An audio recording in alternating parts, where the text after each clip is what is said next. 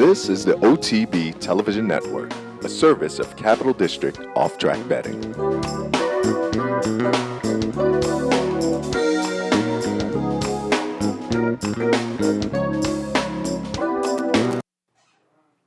Good morning and welcome to the Handicappers Report on this Thursday morning. Seth Merrow and Jeff Carl on a wintry morning here in the Capital District. My drive personally, the surface streets, around town are surprisingly not treated well, given that there was some warning and the storm has been going on for a while. But the surface streets back in my hometown and here in Albany are a little bit icy and whatnot. I came down the thruway though.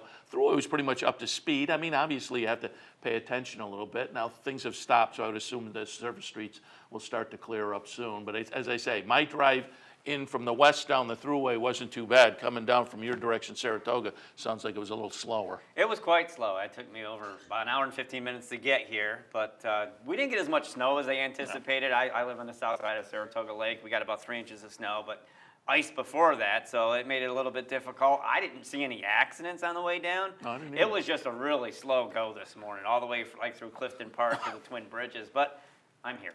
And I went out last night because there was some ice last night, so I thought, well, I'll go out, and I had to go to the supermarket anyway, so clean off the car and get rid of the ice and everything. I had to pull it on the door. The door's frozen shut. I'm listening to the radio this morning. A couple of the hosts said the same thing. I guess that was a common problem. I eventually had to go in and get a big jug of warm water and go around the outside of the door to get the door open. My door was frozen shut, and like I said, I guess that was a common complaint. Yeah, last night on Channel 13, Jim Cambrick, the anchor, said that gave a good tip: don't lock your doors if you don't have to, because they could freeze and you won't be able to get in. But yeah, I had to struggle with mine a little bit. But racing today seems to be all systems go. I'm going to look at Gulfstream, so obviously no problems there. Jeff has Aqueduct, and at this point they're still. I was a little concerned. They didn't get the precipitation that we got, but they were talking for high winds today. On the NYRA website, as of right now, they're listing the track as fast. It's in the 20s and windy. I think it's one of those conditions where if it's, when I looked at my AccuWeather, it said something about the wind gusts could be 35 to 40 miles an hour. We're going to have to see if that's the case.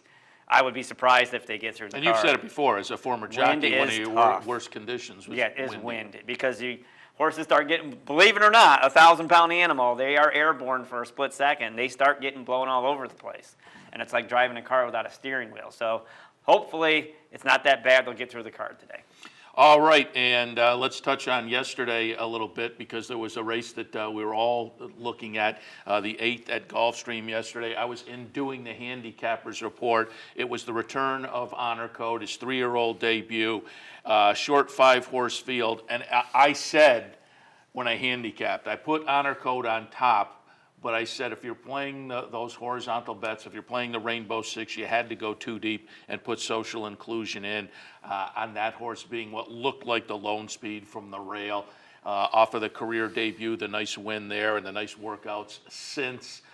It looked like Social Inclusion at the top of the stretch. Obviously, there are bigger things on the horizon for Honor Code. If he was back at the top of the stretch, they weren't going to beat him up chasing the front runner, and that's exactly what happened. But I will also say, Social Inclusion now looks like a pretty good horse.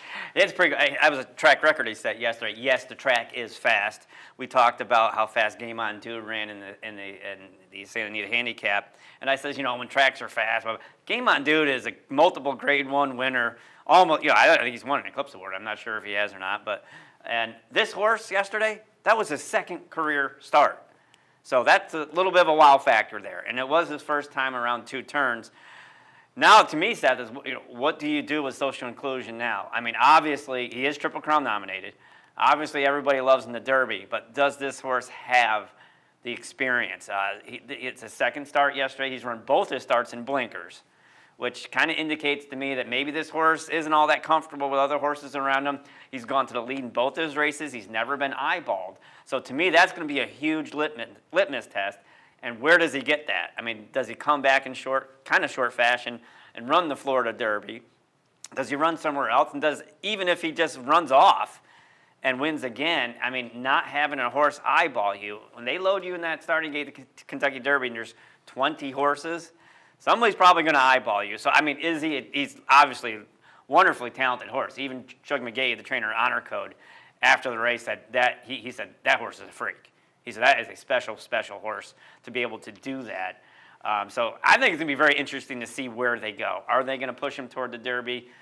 Just because you're Triple Crown nominated doesn't mean you can't run in the Preakness, or will they wait for the Preakness, trained by Manny Espargaro, who's 85 years old. He's been around for a long time. So that to me is going to be very interesting. Certainly has a pedigree. Pioneer of the Nile, who his stud fee's $20,000 right now. You'd have to think that's going to go up. He's also the sire of Cairo Prince of a St. Pilato mare. So interesting to see where he goes. My thoughts on Honor Code. Was it a bad performance? No, but I saw some things that make me somewhat cautious. Number one, he didn't look comfortable before the race. Our feed went there. You saw him behind the gate. He was pretty warm. He didn't want to load in the gate. And then around the turn, when Castellano hit him a couple times, he wasn't going to catch that horse anyway, but he started swishing his tail, and he really wasn't happy. And Honor Code doesn't have the best way of moving that I've ever seen. In fact, it's not all that pretty to watch. He's got very high action in the front end, but he overcame that as a 2-year-old with just raw ability. I was very interested to see how he looked in his 3-year-old debut, to see if he matured physically quite a bit. I'm still kind of cautious, to be honest with you, Seth, and I'm a big fan of Honor Code.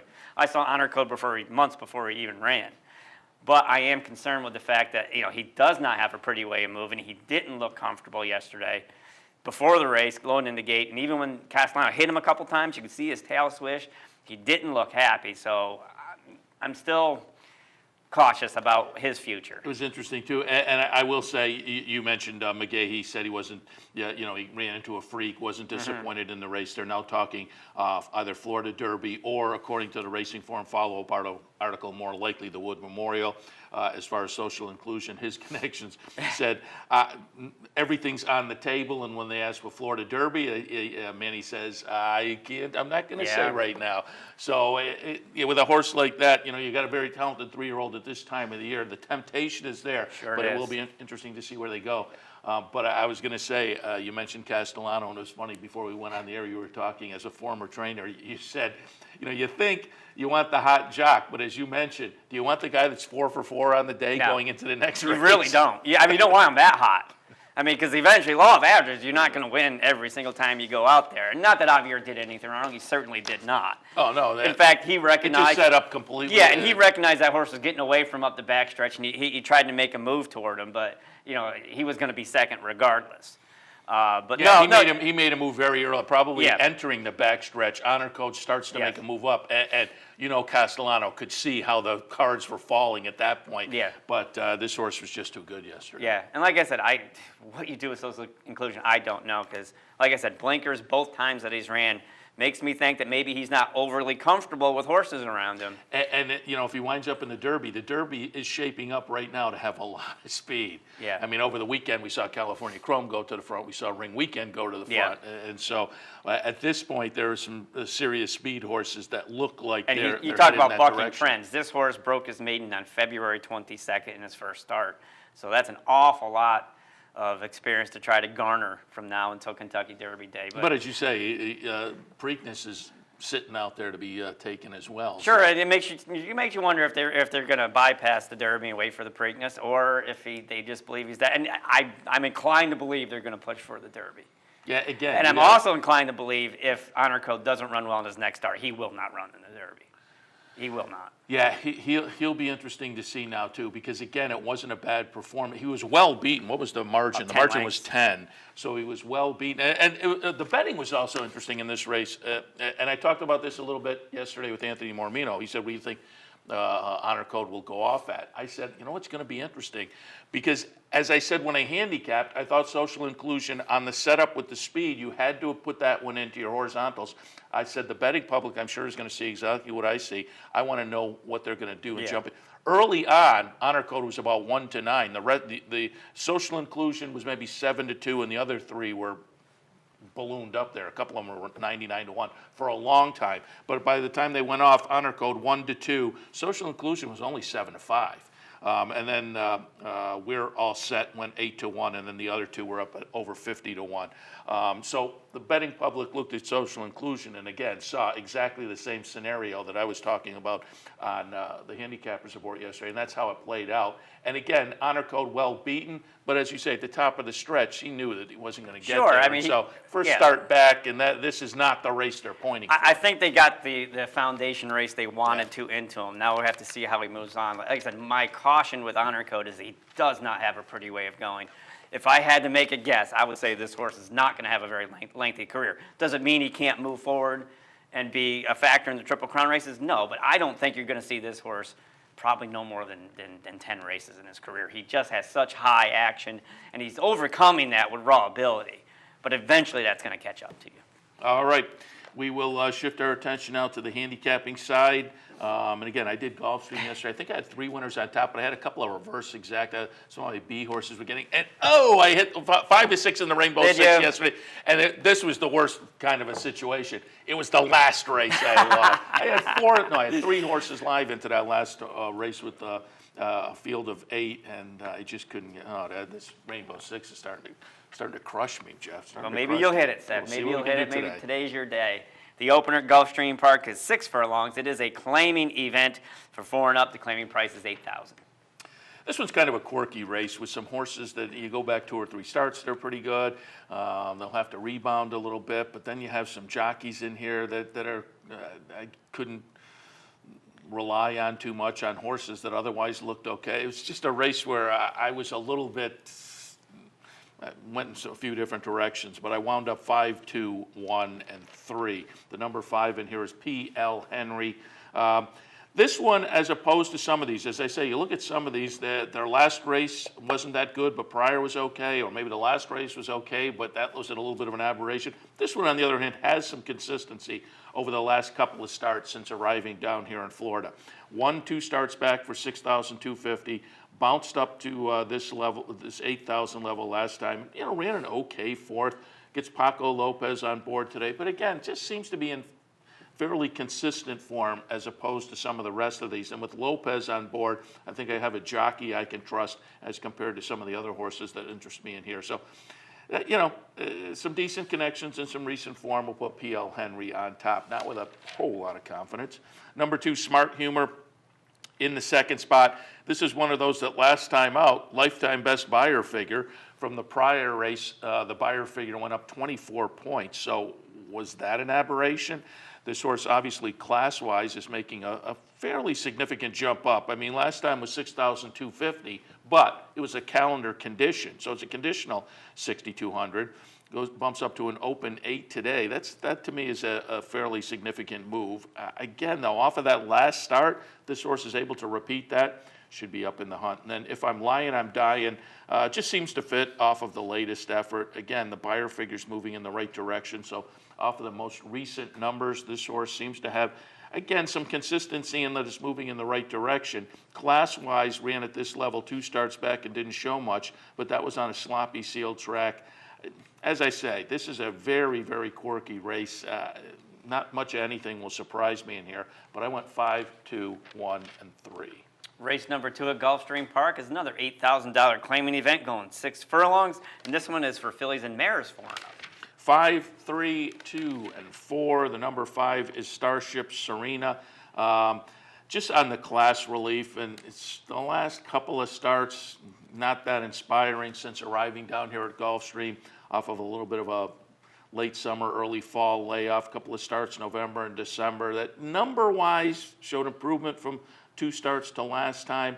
But you go back to the summertime at Calder, this horse was firing some numbers that clearly have an edge on this field. I'm hoping, again, with a little bit of a layoff of, the better part of, what do we have, a couple of 3 months here, and some class relief. Maybe the comeback effort will be a wake-up call for Starship Serena. 2nd spot, we'll use the number 3, Pompous Miss. Excuse me, just a little bit of a pace play in here. Last time threw in a little bit of a dud, but that was against tougher competition. I think dropping down to the 8 level, maybe we'll see that speed again. And Pompous Miss, again, on the class relief, if reverting back to that front-running style, could be very, very dangerous in here. and then the number 2, Englander. 9-5 on the morning line. I don't quite see that, but I certainly think this horse, off the last 3 starts with improving numbers and improving finishes, including a win last time at a 62.50 tag, I think this one is in some pretty good form right now and certainly fits with this bunch. Again, I wouldn't take too short of a price. That 9-5 on the morning line doesn't look legitimate to me. I think this race overall is more competitive than that, but I do think New Englander is going to be up in the hunt. I have it 5, 3, 2, and 4. Race number 3 at Gulfstream Park is 7 furlongs. It is a claiming event for 3 and up, which have never won 2 races. Claiming price of $12,500. 2, 8, 5, and 9. The number 2 is Unbridled Saint. Just seems slightly best here. This horse off the last couple of buyer figures, and even going back to Monmouth this past late summer. The numbers fired just seemed, as I say, have a little bit of an edge. Most recently, you go back in the past performances, there's really only one effort in here where the price tag was in and around this level. Otherwise, this horse has mostly been facing better competition. So again, just think Unbridled Saint has maybe a little bit of an edge on this bunch. Second spot, we will go out to, and I have to flip 500 pages in my form here, but the number 8, Tail of My Cat, been competitive at this condition. Been racing at this condition for a while now. So you can't get super excited about this one in the win spot because this one has been knocking around the N2L condition now for we're going back 6 starts. But has been at this 12-5 N2L the last 2. Finishing position has improved over the past couple of starts. This one absolutely is going to be up in the hunt today. So Tail of My Cat in the second spot, and then the third spot, the number 5, Optionality. Woke up in the last 2 starts, but just broke the maiden. So there's kind of conflicting sentiments here. I think you have a horse that's in some very good form. I think is going to fit okay in this condition, but it is sometimes a little bit of a leap, a little bit of a hurdle when these horses move out of the maiden in against limited winners. But the way this horse is going and the complexion of the rest of this field, I think Optionality is going to fit today. In race 3, 2, 8, 5, and 9. Race number 4 at Gulfstream Park is 1 mile. It is a starter optional claiming event for 4 and up. 1, 5, 3, and 2. The number 1, Viramundo. This is kind of a fun little race. Viramundo comes out of a start in the Don last time, ran 3rd in the field of 11, a well-beaten 3rd behind Lee and Will Take Charge, but was 3rd in that race. The start just prior was a optional claimer at a higher level, and it was at this mile distance, and Viramundo ran 3rd that day, but a close-up 3rd with a triple-digit buyer figure. So I think Viramundo, interesting today, coming out of that Don, getting a little class relief off of that last one, and perhaps even some class relief off of the last few. I think Viramundo will be very, very difficult in here. Good time had by all in the second spot, the number 5 horse. Solid numbers over the last 3. Now, 2 starts back, it was a 7th place finish, but that was behind the aforementioned Lee, that one in the Hal's Hope, and the buyer figure was a solid number. So, as I said, I think this horse has been running well over the last 3. Despite that 7th place finish, I think you can kind of excuse that given the competition level. I think this horse is going to be a cozier fit in with this bunch today as compared to that one 2 back. Was in and around this level last time and ran a good 2nd place finish and ran 2nd behind Bernie the Maestro, who I have in my 3rd spot. And this is just a horse, again, I'm putting Good Time Had by All over Bernie the Maestro, and they were a neck apart in the opposite order last time.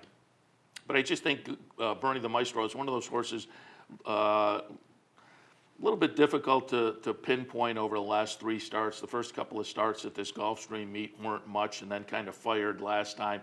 So will he put 2 together? I don't know. That's why I took just a little bit of a stand in favor more of Good Time Had by All. But we'll see how it shakes out this afternoon. I think they're both capable of being right up there in the hunt. 4th race at Gulfstream, 1, 5, 3, and 2. Race number 5 at Gulfstream Park. We're going to move to the turf course. We're going to go 1 mile. It is a maiden claiming event for 3-year-old, filly 3-year-olds. $40,000 is claiming price. 7, 1, 2, and 6. The number 7 is Main Man Mike, and just seems in some good form. Had a significant layoff from February 2013 until December. Came back and had a couple of starts since then. The first start back was for a 20 tag, ran a good third that day, then came back for a 40 tag. So you got to like that. They had confidence in that second start back, and the horse validated it, running a close-up second. So again, this horse just seems to be moving in the right direction right now. Could be primed to run well today. Second spot, the number 1 War Classic. Really off of the last 2 starts, kind of similar to my top pick, and I just think this horse is moving in the right direction. Dropped in for a tag last time and ran a pretty good third behind my top pick, Main Man Mike, so could be in that comfort zone at this 40 maiden level. And in the third spot, the number 2, 5 Gears. Debuted for a tag, didn't, ran okay that day, ran 5th in a field of 12, so was in the top half. Subsequently bounced up to maiden special company and has had some trouble there. I think this horse is going to appreciate the return back to the maiden claiming level, however. 20-1 on the morning line. I just have a feeling 5 Gears, again, with the class relief, will outrun those morning line odds. Could add a little value to the play. In the 5th, 7, 1, 2, and 6. And the 5th race is 3 and up. I misread that. My apologies. There you have set selections for races 1 through 5 at Gulfstream Park. We're going to take our first break, and when we come back, we'll wrap up today's Gulfstream Park card. So please stay with us. You're watching the OTB TV network. Hoops fans, March Tournament Madness is upon us, and there is no better place to catch all the action than the Clubhouse Racebook. With over 260 flat-screen TVs, fabulous food and drink specials, and a great lineup of contests, the Clubhouse is the place to follow your favorite college hoops teams. The Tournament Madness gets into full swing Thursday, March 20th. Don't make your reservations now by calling 438-0127. The Clubhouse Racebook, the better choice for racing and sports. I'm Seth Merrill. Join me weekdays at 10 for Racing Across America. We'll look at important races from around the country, get insight from top handicappers and analysts, and preview the upcoming week in racing. That's Racing Across America, weekdays at 10, right here on the OTB TV network.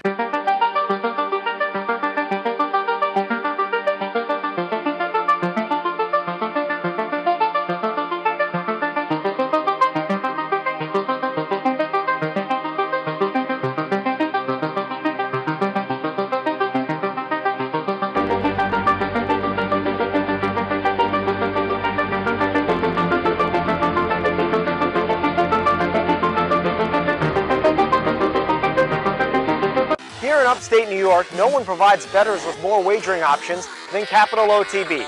Our network of branch and easy bet locations stretches from the mid-Hudson Valley all the way to the Canadian border and west to central New York.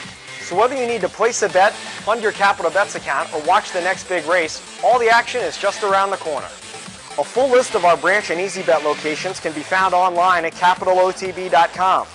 Capital OTB, the better and most convenient choice for wagering in upstate New York. I got it. Watch me. I got it. Hey! I got something that makes me want to shout. I got something that tells me what it's all about. I got a move that tells me what to do. If you don't, brothers and sisters, then you won't know what it's all about.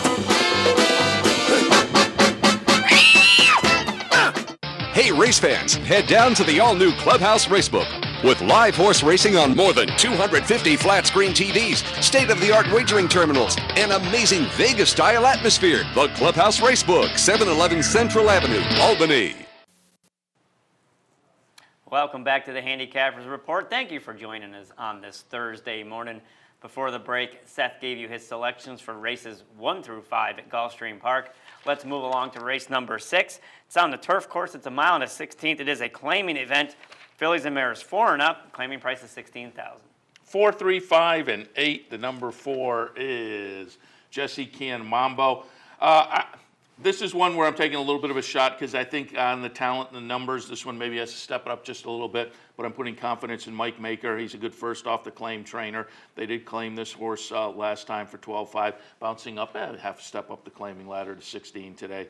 So again, just putting some confidence in Mike Maker in a first off the claim move. Jesse Canmambo on top. Second spot, the number 3, Elusive Design.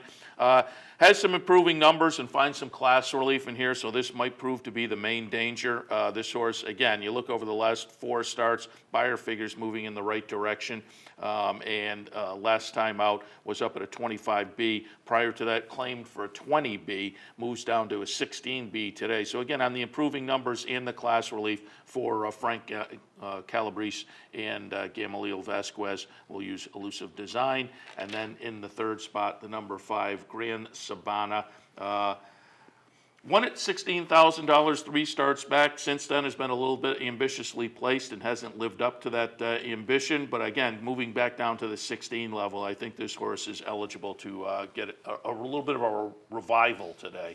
So Grand Sabana in the mix as well. In race 6, 4, 3, 5, and 8. Race number 7 at Gulfstream Park, 5 furlongs on the turf. It is a starter optional claiming event for fillies and mares 4 and up. 4, 10, 3, and 7. The number 4 is Be My Love. Won a similar race last time. It was an optional 20 starter 20 at 5 furlongs on the turf. Did it with a lifetime best buyer figure, John Velasquez on board. So I think the setup's exactly the same. I think this is a horse that's in very good form right now. Be My Love looks logical to me, and that 4-1 on the morning line looks kind of generous. We'll go out to the number 10, Sunrise Kitty in the second spot. Just better than the latest effort. Threw in a little bit of a dud, but that was in a stakes race here at Gulfstream. I think this horse moving into this company today is going to be better suited. And the starts at Monmouth and Belmont last fall, just prior to the last start, seemed to signal this horse was getting in some very good form. Now, again, comes back as a 4-year-old. The New Year's Day start, the 4-year-old debut wasn't much, but I think this horse is better than that. Look for a rebound from Sunrise Kitty. Third spot, we'll use the number 3, Oration. Gets back to the turf today. The 2 turf sprints, 2 and 3 starts back. I think we're good enough to be competitive with this field. Threw in a decent effort on the dirt last time, but I think is going to appreciate the move back to the grass today. Race number 7, 4, 10, 3, and 7. Race number 8 at Gulfstream Park, staying on the turf course. This time it's a mile and a 16th. It is a starter optional claiming event for 3-year-old fillies. 1, 2, 8, and 5. The number 1 is Fortune Pearl. Might go well returning to the turf for Graham Motion, and the Graham Motion barn certainly over the past week or so has been going very well, and sometimes these barns get in a little bit of a rhythm. They can keep things going, and with this one, I think that may be what's interesting here. Had career debut that was kind of promising. The follow-up was okay as well. Last time out, it was an okay race, but on the dirt, the buyer figures have been moving in the wrong direction, although the finishing positions have been okay. But I think a little rebound with return to the grass is in the cards today. Again, for the Graham Motion barn that's going well right now. Number 5, Run Hide My Girl. Might be interesting trying the turf. This horse, they wanted to get on the turf in the career debut. They were knocked off that day. Followed up in a sloppy sealed main track last time. Both starts were pretty good. Both starts had decent numbers. But again, I'm going to find it interesting that they're going to get to the surface that they wanted to get to in the career debut. So Run Hide My Girl in the second spot. And then we'll go out to number 8, Emma Bell. Ran well with the return to turf last time. Debuted on the turf and then put in some starts on either synthetic or the dirt track, but moving back to the grass last time, had a little bit of a rebound to very good form and ran a lifetime best buyer figure. So back on the grass today, that could be the preferred surface for Emma Bell. In the 8, I have it 1, 2, 8, and 5. Race number 9 at Gulfstream Park is 1 mile. It is an allowance optional claiming event for fillies and mares 4 and up.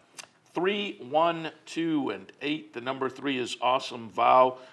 Moves up off a win, but just kind of looks fit. Last time out was in a 16, non-winners of 1, now 25. But again, you look 3 starts back, a nice race at Calder. And the last race, they bookend kind of a poor performance. But overall, as I say, I think this horse is in some pretty good form right now, and I think the move to this next level is not going to be a big obstacle. So we'll put Awesome Vow on top. Number 1, Malibu Mudslide goes out for Marty Wolfson, first off the claim. Wolfson, limited stats, 50% first off the claim. So it's a coin flip today. But again, a very limited sample. But I do like that first off the claim statistic, and I think this horse is going to fit with this bunch. Joel Rosario on board today. Malibu Mudslide in the second spot. Number 2, Sunset Time. This horse last time out was in an off-the-turf event over at Tampa and won that. That was for a $25,000 tag. Prior to that was on the turf out at Del Mar, was up at Emerald Downs. Last year about this time was out at Fairgrounds. So certainly has been moving around the country, but has since moved into the barn of Wesley Ward. And again, that race over at Tampa last time, very interesting. Kent DeSormo was over on that side of the state that day and rode this 1-2 victory. DeSormo on board again today. So I would expect a decent effort from Sunset Time. In the 9th race then, I have it 3, 1, 2, and 8. That's going to take us to the finale, race number 10 at Gulfstream Park. 1 mile on the turf. It is a maiden claiming event for 3-year-olds, and the claiming price is $20,000. 3, 1, 8, and 7. The number 3 is 10 and 4. Last time out seemed to get a little bit of a wake up as far as the buyer. The buyer figure jumped up in a pretty good finishing position as well. Looking at what I think is overall kind of a weak field, this is the horse to me that has a little bit of an edge. So we'll put 10 and 4 on top. That said, Dark and Dusty, I think you just draw a line through that last one. I think that last one is explained, A, was up at the 50,000 level, B, was on the main track. I think the drop down to 20 and the return to grass, Dark and Dusty, that 10-1 morning line is not going to hold up. If it does, this horse becomes very interesting to play in exactas and triples. But Dark and Dusty, I think, is definitely going to run better than we saw last time, and probably closer to what we saw 2 and 3 starts ago. Scarabaggio, the number 8 horse in the mix as well, through the lifetime best buyer figure last time. And again, in a weak field, this one over the last 2 or 3 races has been firing some numbers that I think show enough oomph to take a shot in here, because most of these are going to have to struggle to get up to those numbers that we've seen the 8 throw over the last few. So in the 10th today, I have it 1, 2, 8, and 7. And there you have it, set selections for today's Gulfstream Park card. We're going to take another break, and when we come back, we'll switch our attention to Aqueduct. I'll give you my picks, so please stay with us. You're watching the OTB TV Network. This is Steve Beck. Join me Tuesday through Saturday here on OTB TV for At the Races, my Sirius XM daily news magazine of the thoroughbred industry. Handicapping, interviews, analysis, everything you could want. 6 a.m. OTB TV. Hey, race fans, head down to the all-new Clubhouse Racebook and get in the game.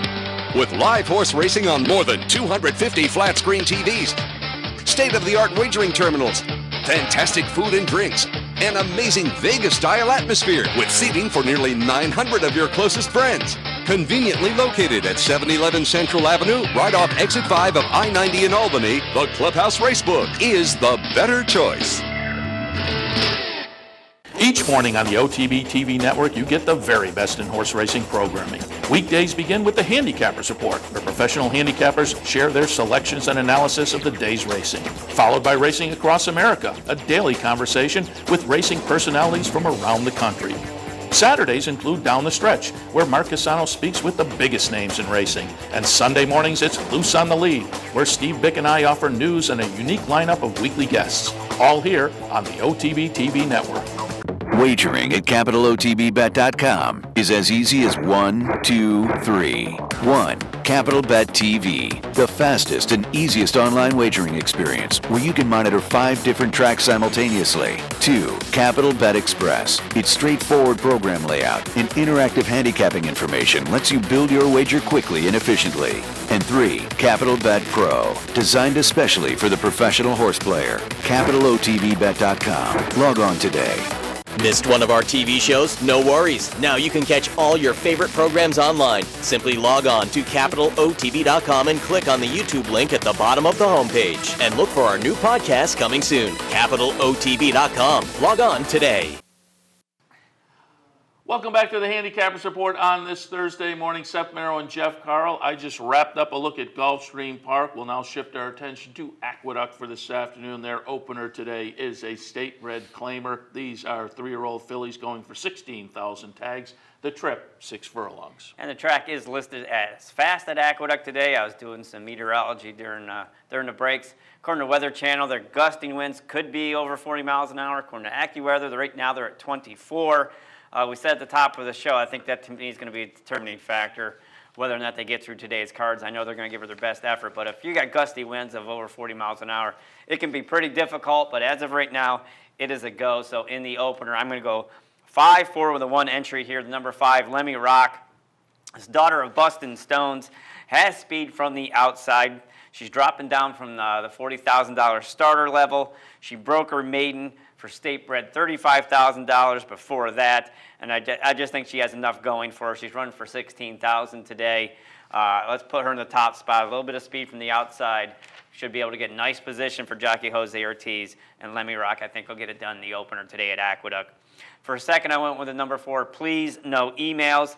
She's also exiting a $40,000 starter race, which is a really kind of cool condition that they write right now for horses that have broke their maiden for a claiming price. It gives them an opportunity to grab some allowance money without, the chance of them being claimed. So these are, I think they're very interesting and very useful conditions, but both these horses are coming out of it because, they got beat in those races. So these are a little bit tougher. That race for Please No Emails was 1 mile. She's coming back to 6 furlongs where she broke her maiden prior for 16,000 today's level with the state breds. And again, she should be running late. Let's put her in the second spot. And for third, I have the Rudy Rodriguez entry of Margaret Owns It, and she's a sizzler. The entry is 9-5, and you'd have to think they're leaning toward Margaret Owns It here. She's taking a big drop from entry-level allowance race, state-bred allowance race, down to 16,000. She was second for Never Win 2 Life for 25 before that. And you just don't know if Rudy's planning on running both of these. He has Erod Ortiz named on both, so you kind of think he's not. If Margaret Owns It is the one that's running, obviously, you could put her in your top spot with no issue whatsoever. But if that's not the case, then you're getting She's a Sizzler, who just broke her maiden in her 7th career start for 25,000 state bred. So she's a little bit weaker. I'm going to put them in the third spot because I don't know which way they're going.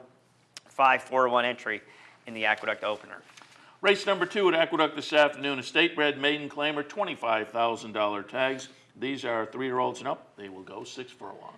3, 2, and 4 here. The number 3, Handy Stan, set the pace and just lost to Bob, the same level on February 7th. Trainer Tom Morley claimed him that day. You talk about the best case scenario, Seth, when you claim a horse out of a maiden claiming race, they run well, they get beat a nose. It's not a bad scenario because you have that maiden condition to come back, and it's probably the best case.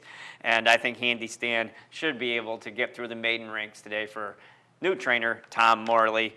Put him in the top spot. For second, I have the number 2, Ronnie's Way, who's dropping down from state-bred maiden special weight, where it ran evenly in his last start, but I think it was a step in the right direction because the race before that, going to mile 16th, he didn't even make the circuit. He was eased that day, but they cut him back, changed riders to Wilmer Garcia. Larry Mejias, the bug boy, rides him today. At least it was a step in the right direction for him. And I'm trying to find a horse with a little bit of a price that I could hook up with at Exacta. And I think with the drop down to the claiming ranks, the fact that he did move in the right direction, back to the sprint, let's put Ronnie's Way into the second spot. For third, I went with the number 4, Gotham Rising, who improved from his first to his second start when he dropped to the $25,000 level. The buyer numbers don't reflect that. He ran a 50 in his first start and a 52 in his next start. But I mentioned this a couple weeks ago. I forget the horse's name. But the fact that Gotham Rising beat just about at least half the field, was fourth, and got beat only 4 lengths that day. Although the numbers don't reflect it, mentally I think that does a lot for a horse to finish a little bit closer and to actually beat horses. So I think he can still improve a little bit more today. So I put him in the third spot. I left off the number 5, Horatio, who has beaten Ronnie's Way and Gotham Rising in previous races. Those are my second and third choices. But he is dropping to his lowest level. He's 0 for 10 with 3 seconds and 5 thirds. So you know what? Maybe the drop isn't such a great thing at this point. I'm going to just be a little bit cautious with him, think maybe he won't be on the board. 3, 2, and 4 in the Aqueduct second race. Race number 3 this afternoon, a starter allowance at the $40,000 level. These are 3-year-old fillies. They will go 3/4 of a mile. 3, 2, and 6 here. The number 3 stage name failed as the favorite, going a mile at the same level on February 24th. Finished third that day. Got beat about 12 lengths. Will be cutting back to 6 furlongs. Going to add blinkers. Was third 2 back at going 6 furlongs, and I think just a couple of changes there. The fact that the stretch out really didn't work, even though she's bred to stretch out. It didn't quite work. Maybe she does want to be a sprinter. Blinkers on. Should put her up on her toes for Pat Reynolds, Cornel Velasquez. Let's put her in the top spot. For second, I went with the number 2, Brown Melissa. Boy, she caught Sweet Reason when she tried to stretch out just last week on March 7th. Never threatened that day and probably wasn't beaten up an awful lot. But coming back in 6 days, back to 6 furlongs, where she was second. This level 2 starts back at 5-1. Let's put her in the second spot. And for third, the number 6, Long Ride to Wisdom. Defeated stage name 3 starts back, but has regressed somewhat her last 2 races. So that put stage name in that one, kind of making me flip-flop those 2. Put stage name in the top spot. 3, 2, and 6 in the Aqueduct third race. Race number 4 this afternoon. It is a state-bred maiden claimer. These are fillies and mares, 3-year-olds and up, going for a $25,000 tag. 1 mile is the trip. 7, 3, and 1 here. The number 7, Heavenly Girl, is your 4 to 5 morning line favor. I'm not familiar with this pedigree. She's by Star Dabbler, who's by St. Pilato, so maybe the stretch out's going to be okay for her because she is stretching out from running 2 3/4 races and a 5.5. Out of a Danton mare. I've never heard of Danton, excuse me on that one, so I'm a little unfamiliar with the pedigree, but I'm thinking just the fact that she ran kind of evenly last time sprinting and was a decent second. With the stretch out today for maiden 25, that was maiden 16 state bred. This is maiden 25 state bred. Pretty much a parallel move. And this is a pretty bad bunch. So I think she'll be able to get out there for jockey Mike Luzzy and just keep going around there. For second, I went with the number 3, Under Scrutiny. Something's going to finish second in this race. She's returning from a 2.5-month layoff. She's dropping down from maiden special weight for Rodrigo Ubio, Angel Arroyo aboard. Again, maybe just the fact that she's had a little bit of time off. She's got some fresh legs underneath her at 5-1. Let's try to hook her up with the heavy favor on top. And for third, the number 1, That's No Limit, who was claimed by Punchy Goberdin. His real name is changed that, but I remember Punchy. He beat me in a stake race. He used to be a jockey, and he beat me in a stake race at Pimlico on the turf. I finished second with my horse that I was trading. And we thought we had the race won. My horse actually went by Punchy's horse, and then he kind of loafed it when he got on the lead. Punchy came back and beat me and knows it was the AWOD Stakes. I don't remember the name of his horse, but I remember thinking the kid gave him a pretty good ride. And he's doing okay as a trainer now. He did claim this horse last time off of Linda Rice, off a nice even third. So duplication of that effort puts her in the mix. 7, 3, and 1 in the Aqueduct fourth race. And you talk about the sire, your top pick there in the breeding, Star Dabbler. He was in that controversial dead heat they had, and I think it was the Indiana Derby, and I think Migliori was riding that day. And if you remember, it was just in the beginning of the internet and social media, and they put out a picture on the internet where you couldn't really tell, but they had declared it a dead heat, but everybody on the internet, oh no, it's clearly, and it took the track inexplicably a week or 10 days to put up a good picture where you could tell, oh no, it isn't dead. They had it right all the time. But Star Dabbler with that, and that whole story is what brings the name back to mind. All right, the fifth race today, Aqueduct starter allowance at the $16,000 level. Fillies and mares, 4-year-olds and up, going 6 furlongs. 2, 6, and 5 here. The number 2, Vinda, going to be exiting a third-place effort in an open $25,000 race on February 7th. That was first off the claim for Rudy Rodriguez. We know Rudy does very well first time out.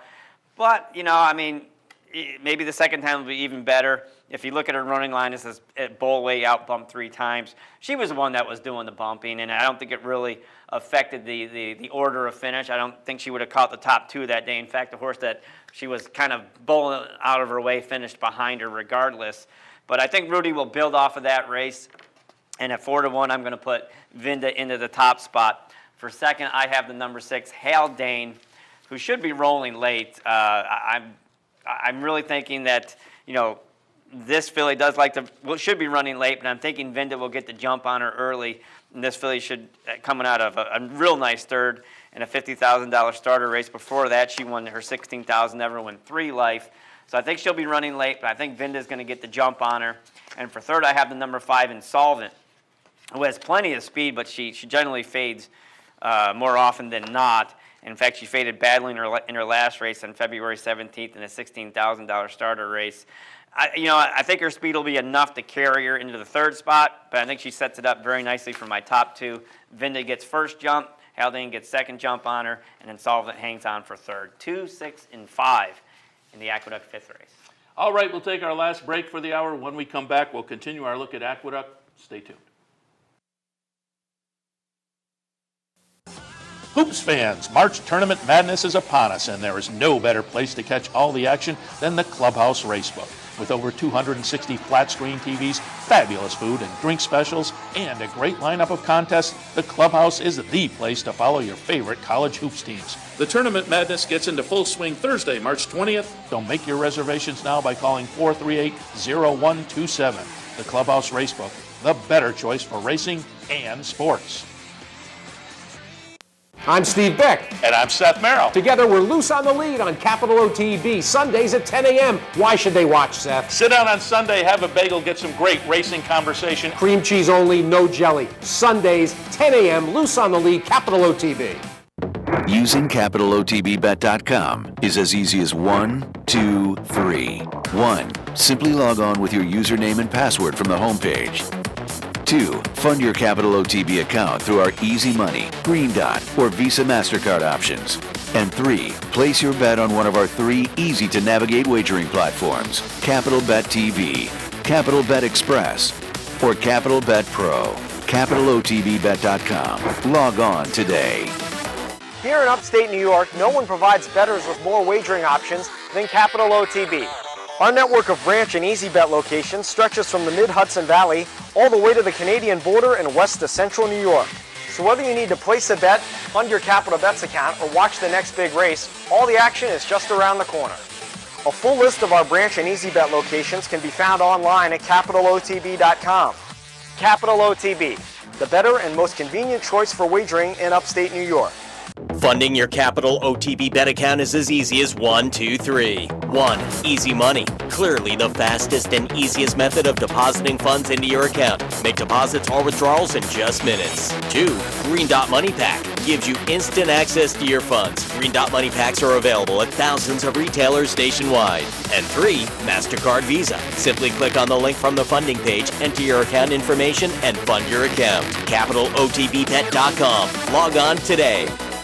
I'm Mark Cassano. Join me Saturday mornings at 10 for Down the Stretch. We'll inform, analyze, and welcome in the biggest names in racing. So join me Saturday mornings at 10 for Down the Stretch, right here on the OTB Television Network. Welcome back. We'll continue now our look at Aqueduct for this afternoon with their race number 6, a starter allowance at the 20 level. Fillies and mares, 4-year-olds and up, 1.70 miles. 6, 5, and 4 here. The number 6, Amule, going to be making her first NYRA start. She was claimed on January 20th out at Santa Anita by her friend Roddy Valente. Brings her over to New York. He's done that on several occasions. This now being trained by Bruce Levine. And boy, this horse is she's speedy and she's tough. She's won every, from the $16,000 to $20,000 level at Santa Anita. In fact, she's won 4 straight, dating back all the way to October of last year.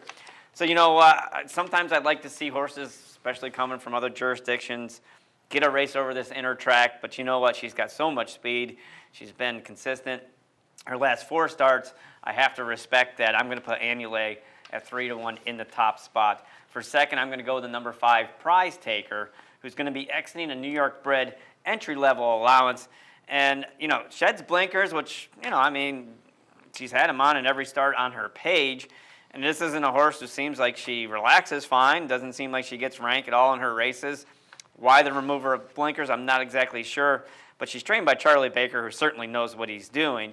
And the fact that, she's been kind of consistent her last 3 starts. maybe he sees something that I don't really not unaware of. He's the trainer, I'm not. So just the fact that he's making a little bit of a change, maybe that's enough to get Prize Taker into the second spot. Again, Charlie Baker certainly knows what he's doing with his horses. And for third, the number 4, Darnley Bay has won 2 straight, was claimed for 12-5 off her last start, Bobby Barbera off of Bruce Levine. That was on March 3rd.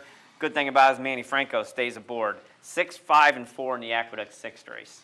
Race number 7 this afternoon. It is a $50,000 claimer. These are 4-year-olds and up, going 1 1/16 miles. 5, 7, and 6 here to number 5, Aussie Austin. Ventured to Laurel and grabbed the three other than allowance race for trainer Rudy Rodriguez in mid-January. I think Rudy knows how to read that Laurel Park and Pimlico condition book very well, because whenever he ships there, he usually ships there for the exact condition, has his horse ready, and they usually get the job done. And since then, a little bit of a breather, but has been working well in the interim. That was in mid-January. So we're talking about two months off, but has fired a couple of bullet works right there at Aqueduct in preparation for this race. So I think Aussie Austin's just in good form, in good shape right now. Let's put Aussie Austin in the top spot for trainer Rudy Rodriguez. For second, I'm going to go with the number 7, Photon, who won't be in front today, although he did set the pace last time out in a $16,000 starter race. I think the difference today is with my third choice, the number 6, Writing on the Wall. Cece Lopez picks up the mount on that thing, and one thing we know about Chucky, with a horse that has a little bit of early foot, death taxes, and Chucky's going to send. So I think Chucky's going to put Writing on the Wall on the lead, and I think Photon will shadow him this time. And I think Writing on the Wall will fade, be third. Photon will hang in there for second, and Aussie Austin will pick up all the pieces and get the job done. Simple as that, right, Seth? 5, 7, and 6 in the Aqueduct 7th race. As I like to say. Well, bingo, bango, bongo. A lot of times when I'm looking at races, I handicap them the way I would have rode them. And you try to envision how the race is going to run in your mind. I put myself on Aussie Austin. I said, okay, how do I see this race shaping up? I know Chucky's on a horse with speed, so I know he's probably going to go, and the other horse is going to track him. If I can find myself a nice pocket behind him, let them two kind of duke it out. That's the kind of way I look at things. So doesn't always work that way. Didn't work that way in a road either. Sometimes it doesn't all work out, but it feels good when it does. Best laid plans of mice and men. The 8th race this afternoon, a state-bred allowance event. Non-winners are one other than for fillies and mares, 4-year-olds and up. Again, New York breds going 6 furlongs.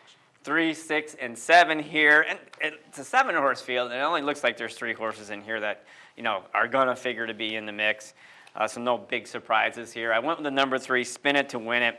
Consecutive seconds since her return from her maiden breaker last May. She was beaten 9 3/4 in her first race off the layoff, and then a subsequent second was a little bit closer at 3.5 lengths. So you can say she's getting progressively a little bit better. John Kimmler gave her a little bit of time since that second race off the layoff. That was January 26th, but has been working steadily since then. Let's put Spin It to Win It in the top spot. For second, the number 6, White Crane. Also consecutive seconds in this condition. And again, a similar profile to Spin It to Win It, where White Crane has been off since August, then came back and ran twice in February, was consecutive seconds. You can say she regressed a little bit in her second time out. She got beat 4 lengths. First time return from the layoff, then got beat 7.5 lengths. Again, similar profile, similar running styles where they're both being stalking positions. So you get to see, who's got more horse, coming into the top of the lane, and probably want to bet then instead of now. But right now I'm figuring it's going to be Spin It to Win It, then White Crane, and then for third and number 7, Kill Knock Again, who does have ability, but has been inconsistent. This daughter of Midas Eyes, when she runs big, she runs really big. But when things necessarily don't go her way, she kind of chucks it a little bit. David Jacobson claimed her 2 starts back. She's got Erad Ortiz aboard today, so there's a lot going for her. I'm just not overly thrilled with her inconsistency, so I'll put her in the 3rd spot. But like I said, any one of these 3 horses could win this race with their best effort. 3, 6, and 7 in the Aqueduct 8th race. 9th race today is a maiden claimer at the $40,000 level. These are fillies and mares, 3-year-olds and up. They'll go 6 furlongs. 5, 6, and 1 here. The number 5, Miss Red Cloud, will be dropping down from maiden special weight, also cutting back to 6 furlongs. This is a daughter of Mount Brook, a tactical advantage mare, so it's speed on speed, and sometimes Mount Brooks can go long. We saw it with Chivarelli, it looks like it could be a nice 3-year-old. This filly, I just couldn't get it done. She kind of hung a little bit when she went long, but now she's dropping down to 40,000. She's cutting back in distance. And again, David Jacobson reaches out to Erad Ortiz, who I think he's starting to ride quite a bit for David now. At 7-2 with the cutbacks, the pickup of Erad, I'm going to put her into the top spot. First, second, the number 6, Exclusive Danny, who's 20-1 in your morning line. She displayed some speed in her previous start on February 8th. That was at the $40,000 level. She kind of got caught in a 3-weight speed duel where she was down on the inside. She had 2 horses on the outside hounding her every jump, and she just kind of ran out of gas around the turn. But she does add blinkers today. She's posted toward the outside, so maybe she's going to be a little bit more comfortable out there. And at 20-21, let's hope that she can carry her speed a little bit farther, actually quite a bit farther, but be on the board at a nice price. And for third, down to the inside to number 1, Delissa, who was claimed out of her career debut in a good second for $35,000. And then they jumped her up to maiden special weight. She got crushed that day with a stretch out to a mile. A little bit of time off since then, about 2 months, coming back at the $40,000 level, back to sprinting. 5, 6, and 1 in the Aqueduct 9. And that'll wrap things up for the handicapping side of the show. We took a look at Gulfstream and Aqueduct, a couple of the tracks that you will be able to watch on the network this afternoon. Plenty of good racing action, which will kick off with Laurel, moving on to Gulfstream, Aqueduct, Fairgrounds, Oaklawn, Santa Anita, Northfield, Saratoga, Harnish, Yonkers, and the Meadowlands as well. So we've got things on the thoroughbred and the sulky side today.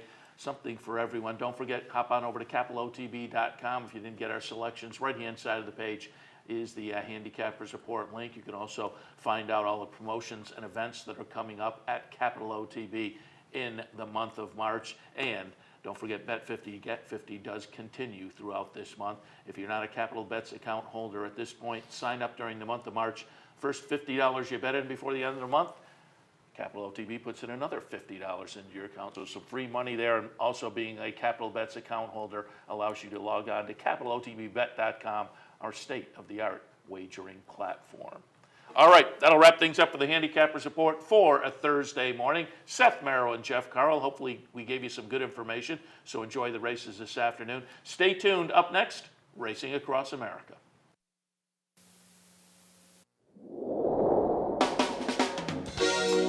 You're watching OTB TV, a service of Capital Off Track Betting.